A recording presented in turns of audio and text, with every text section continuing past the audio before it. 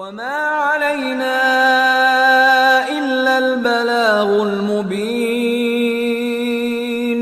ہماری ذمہ داری تو بس صاف صاف پیغام پہنچا دینا ہے. صدق اللہ العلی العظیم.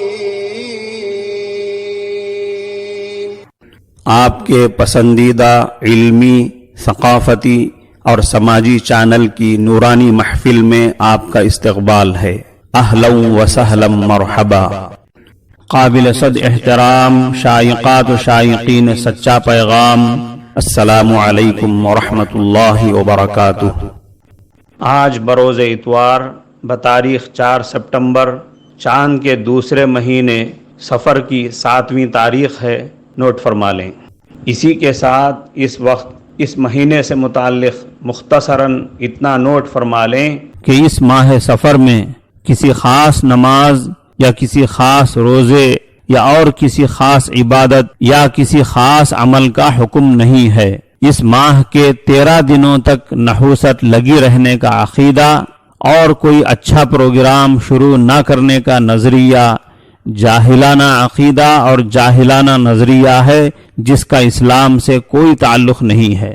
اسی نحوست کے عقیدے کی بنا پر نئے شادی شدہ جوڑے کو علیحدہ رکھا جاتا ہے. یہ شریعت کی روح سے سراسر غلط ہے.